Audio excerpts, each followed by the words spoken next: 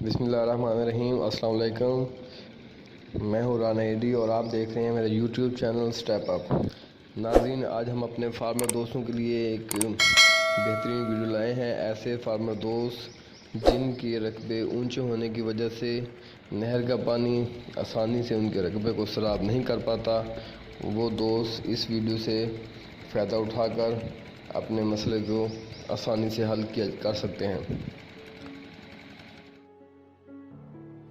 ناظرین، اسے علاقائی زبان میں پھٹا پیٹر کہا جاتا ہے۔ اس میں 5 فٹ کے 12 پھٹے استعمال کیے جاتے ہیں۔ ان پھٹوں کو مضبوطی سے ایک دوسرے کے ساتھ اٹیچ کیا جاتا ہے۔ یہ پھٹے جس ایریے میں گھومتے ہیں یا کہ جس کھالے میں یا جس کنکریٹ کی ایریے میں گھومتے ہیں اس کی پیمائش 14 انچ چوڑی اور 13 انچ لمبی ہوتی ہے۔ 12 انچ کا یہ پھٹا ہے اور آدھا انچ دونوں سائڈوں پہ اسپیس دینے کے لیے جگہ چھوڑ دی جاتی ہے، اور لمبائی میں تقریباً یہ 12 فٹ بنتے ہیں اور آدھا 4 انچ جو ہے یا 5 انچ دونوں سائڈوں پہ چھوڑ دیا جاتا ہے تاکہ یہ کنکریٹ کے ساتھ یا دیوار کے ساتھ ٹکرائے نہ اور پھٹوں کا نقصان نہ ہو۔ ناظرین، کنکریٹ اور اینٹوں سے بنی ہوئی اس جگہ میں پانی نہر سے آتا ہے، جس سے یہ پھٹوں سے بنا ہوا پنکھا اٹھا کر باہر پھینکتا رہتا ہے۔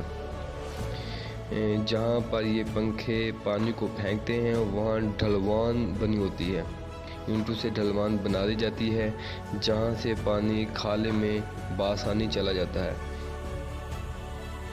ناظرین، اب ہم اس کے بنانے کے اخراجات اور اسے چلانے میں جو مشینری استعمال ہوتی ہے اس کے بارے میں آپ کو تفصیل سے بتانے کی کوشش کرتے ہیں۔ ناظرین، اس پھٹا پیٹر کے بنانے میں تقریباً 3000 کے قریب اینٹیں استعمال ہوتی ہیں۔ اس کے علاوہ کچھ لیبر کا خرچہ بھی ہے جو اس کو بنانے میں ٹائم لگاتا ہے۔ کچھ دہاڑیاں مستری کی لگیں گی، ساتھ مزدور لگانا پڑے گا، اس کا خرچ بھی اس میں شامل کیا جا سکتا ہے۔ اینٹوں اور لیبر کا خرچ کا تخمینہ جو ہے وہ آپ اپنے علاقے کے حساب سے لگا سکتے ہیں۔